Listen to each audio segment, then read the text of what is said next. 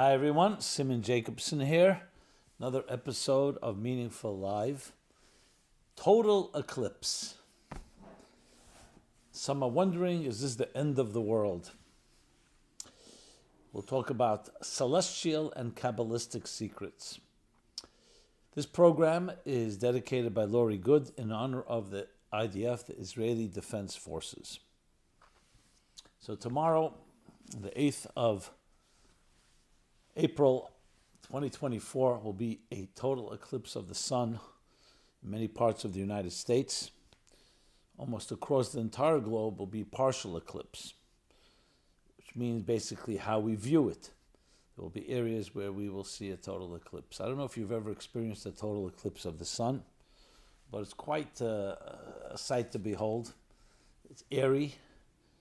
It's very strange, very different. It's literally like for the amount of the time that the eclipse is total, basically it turns dark. It's like night.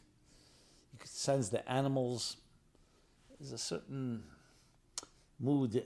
The animals all get very agitated because it's completely out of the normal. That middle of the day, suddenly the sun is blocked. We're not just talking about a cloudy day, but totally blocked. And then the sight itself is something. And from the beginning of time, it's always captured the imagination of so many of us, of people, to the point where some saw it as a sign of apocalypse, sign of the end of the world. People saw it as bad omens. I mean, all kinds of sorcery and superstition has been built around it. But regardless, it is one of those phenomena that definitely captures people's imagination. I mean, the most ostensible, obvious reason is because it's different. The Baal Shem Tov, I quote often, says the difference between a miracle and a natural event is only one thing: frequency. If the sun were to rise once in our lifetimes, we'd all come running out to see this ball in the horizon rising. There'd be camera crews, pictures. But since it happens every day, and we know it's going to happen tomorrow again, it doesn't excite us. We need a new rush, a new high, a novelty, a sensation, like we see with the solar eclipse. But the fact of the matter is, miracles are happening all the time, including just the sun rising. But this eclipse definitely gets us thinking. I mean, I didn't do all the studies, but I've seen hotels are sold out.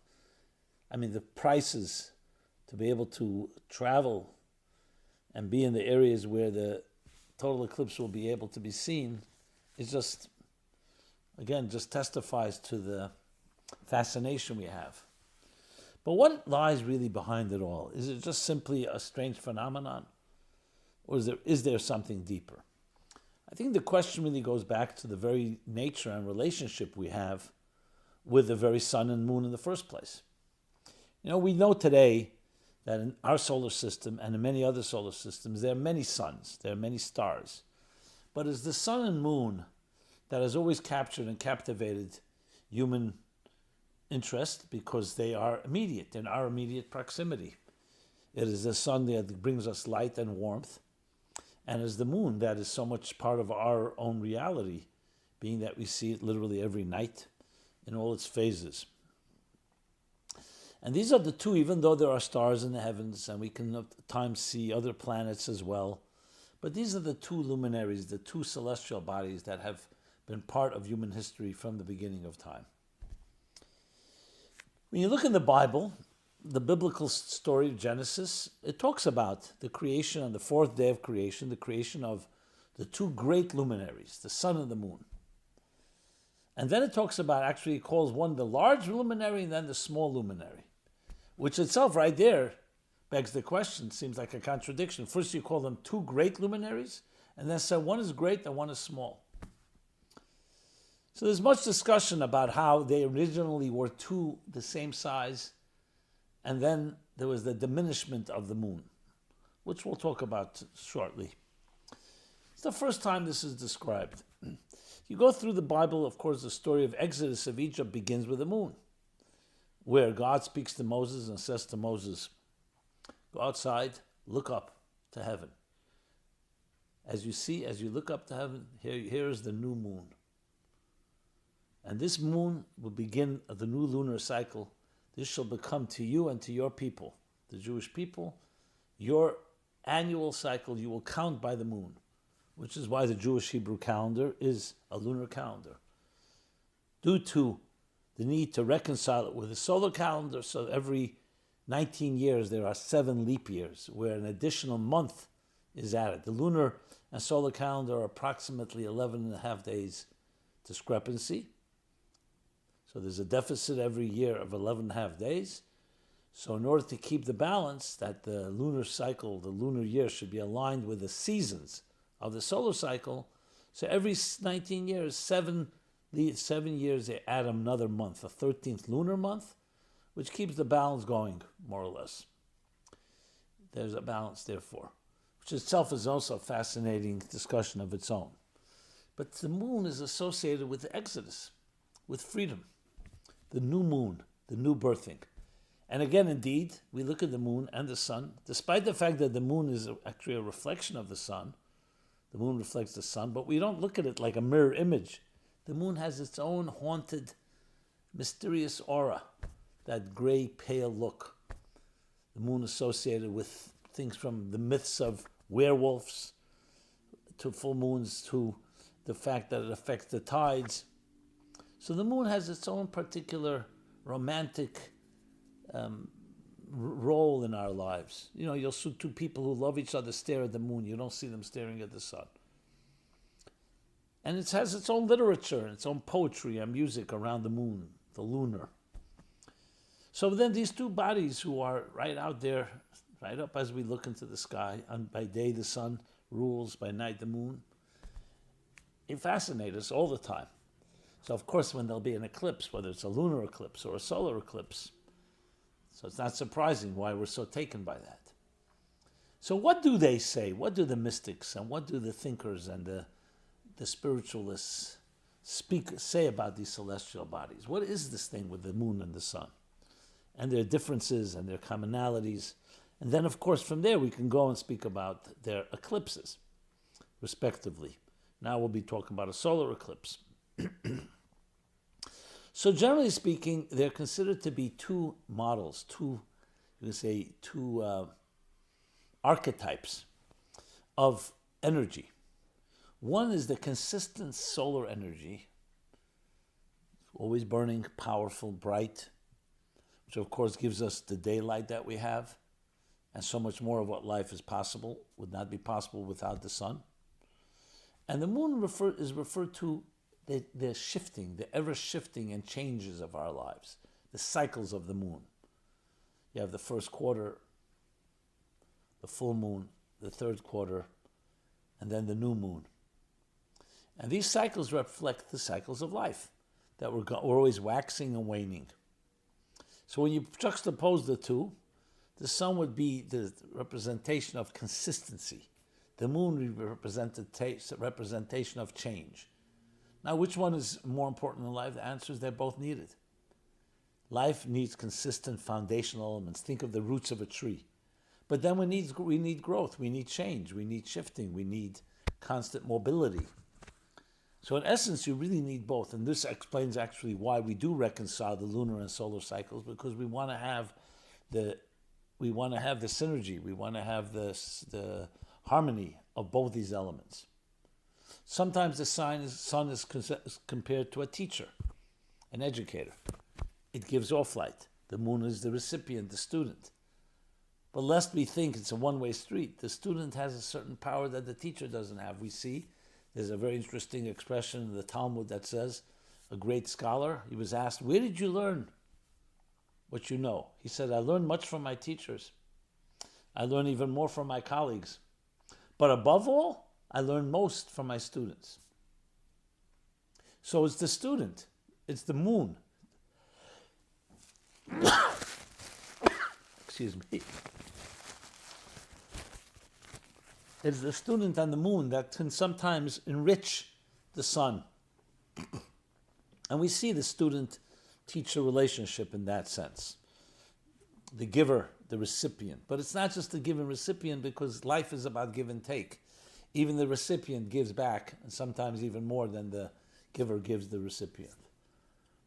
And in that context, the moon and the sun take on an entire body of literature. Indeed, entire books written about their relationship.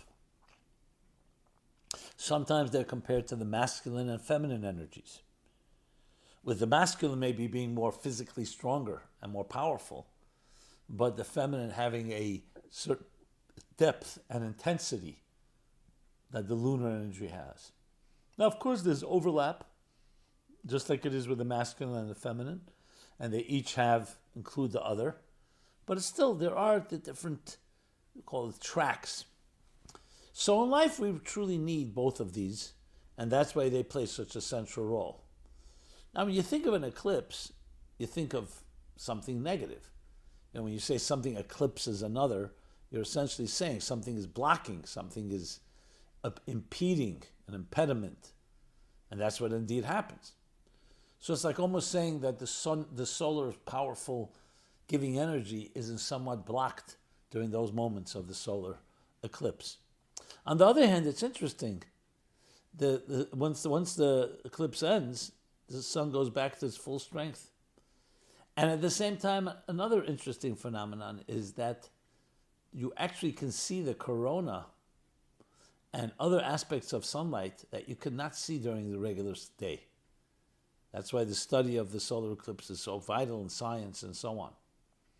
So all of this comes together to lead us to this interesting phenomenon. Why a solar eclipse would capture our imagination. Because it's that very power that's suddenly being impeded. You know, the sun, nothing can stop the sun. Yeah, you can wear shades, it can be a cloudy day. But here you have the moon itself gets in between the earth and the sun. And that's that spot that we see. It's the moon. Which is interesting, because if you think in terms of student and teacher, the teacher is the giver, the student is the recipient. Can the recipient be blocking out the sun? Well, an eclipse would suggest yes. So let's address it from the, as I mentioned, the Kabbalistic perspective. Whenever we talk about energy and light, there is the concept of direct light, sunlight, and there is refractive light, like a reflection. The refractive light, in this context, like I mentioned with the student, gives back even more than sometimes the direct light does. Let's talk about love. Think of love. The sun and moon are two lovers. So the sun is giving its light, the moon is receiving. But the moon adds a dimension that the sun cannot have, and at times it's critical to emphasize that. So in that context, even though on one hand the sun is being blocked, but it's being blocked by the moon, there's something about the power of the feminine, the power of the receiving, the power of we'll call it the intimate light, that in sense is even deeper than the expressive light. So essentially we have two forces, we have two lights within us. One is we'll call our expressive light. That's when I'm speaking, I'm communicating, I'm reaching out, I'm aggressive, go-getter. But then there's an intimate light that we all have, which is the time of silence, of repose. When you're not speaking, when you're processing, you're internal, and very intimate. So you can see when people are speaking in a conversation, and obviously that's very engaging. But don't ever underestimate silence. Silence has tremendous power to it. The power of silence, sometimes the power of the most intimate experiences don't always express themselves. So if you're talking about taming the elements of the world around us, conquering, somewhat subduing, then yes, you need a force to reach out and do exactly that power, to tame. But when you're talking about expressing and experiencing the deepest parts of us, the exact opposite is needed. Not to go out and get it, just to shut everything down and just let yourself be. So in a sense, the lunar is far more intimate in that way. With the solar being much more the expressive, the lunar and moon was much more that intimate energy. But then comes the eclipse, and the eclipse is that this intimate is now blocking the expressive. It's actually teaching the sun to be silent. That's exactly what's happening. You and your brightness, pause for a moment. And that can be very unnerving to the sun, unnerving to us. Because suddenly, what we usually expect is that the sun is shining, the moon is never there. Yeah, once in a while we'll see that white, pale moon, even during the day, but it doesn't have much significance, because in the brightness of the sun, the moon doesn't seem to have any effect, and suddenly, the moon has such dominance.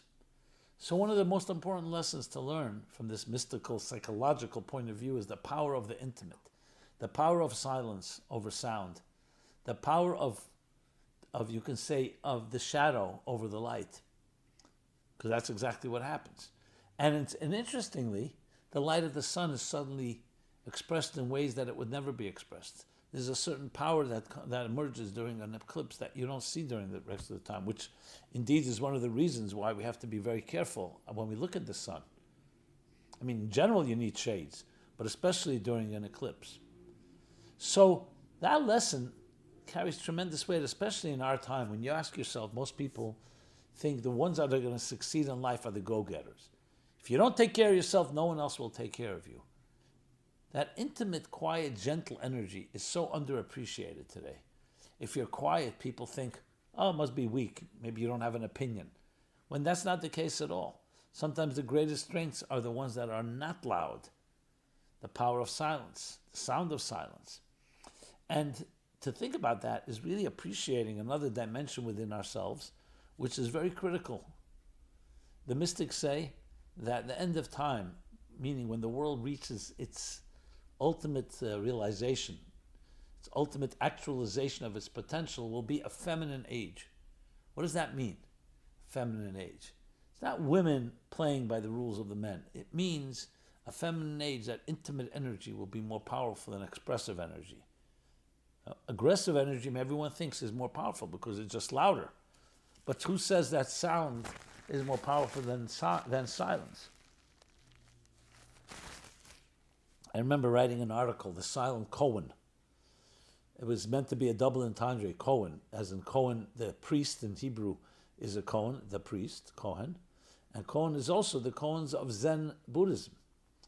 The Kohens are those experiences, those, I don't want to say exercises, that allows you to go beyond the rational. The famous one is, what is the sound of one hand clapping? Forcing us to get beyond our rational structures, to get to a place that's beyond the rational, beyond the paradox. I wrote that article, and it was I spoke about what is more powerful, sound or silence, and I received then a letter from none other than Leonard Cohen, yes, the famous singer-songwriter. And from then on, we developed a relationship.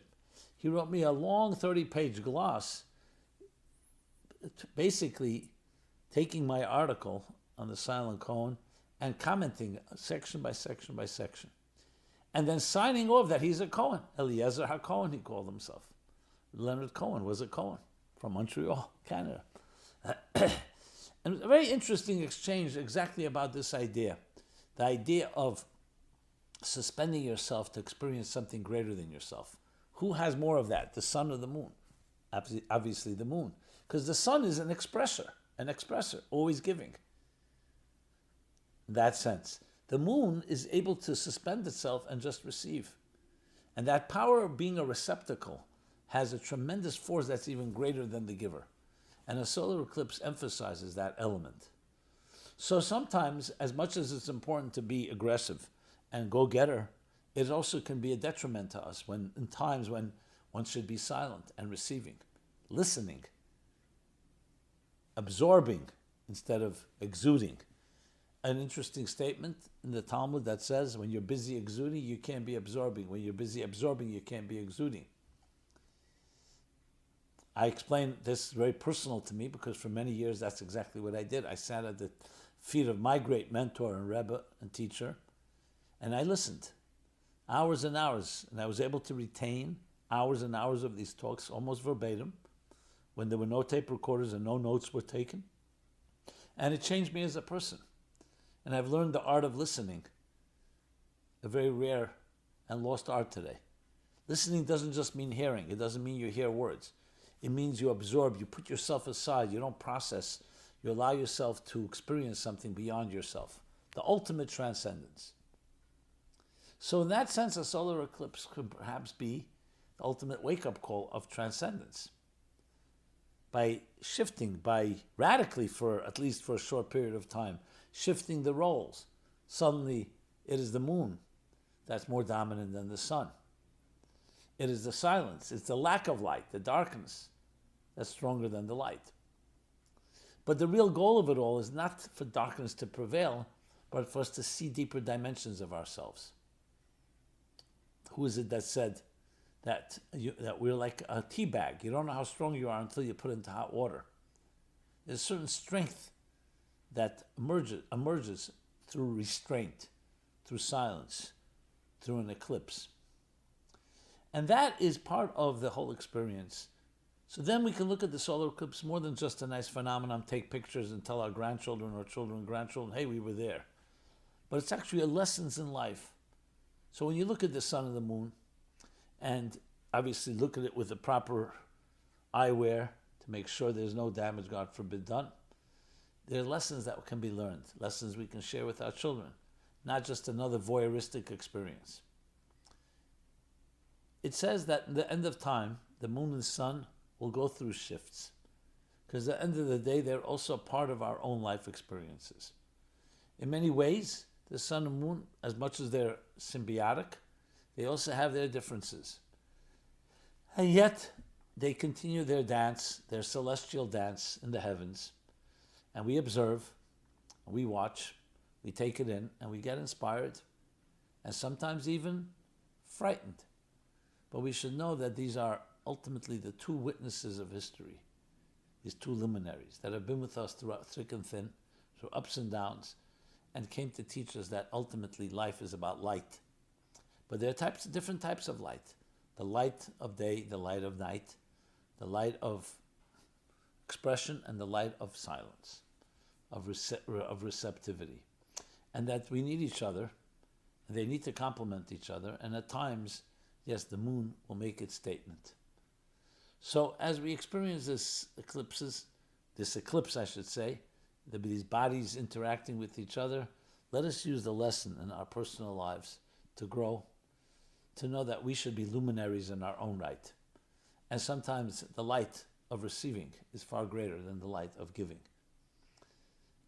I share that with you, and as always, a great honor to speak to you. Simon Jacobson here, the Meaningful Life Center, meaningfullife.com. We are not going to see the end of the world. On the contrary, this can be a new beginning if we use it in the proper way to teach us new dimensions about ourselves and about each other. Be well. Check us out at meaningfullife.com. Share with your friends. Love to hear your thoughts, feedback, comments. And if you have any questions, always be in touch. Thank you so much to all the lunar and solar personalities out there and the combination of both. I look forward to see you shortly again.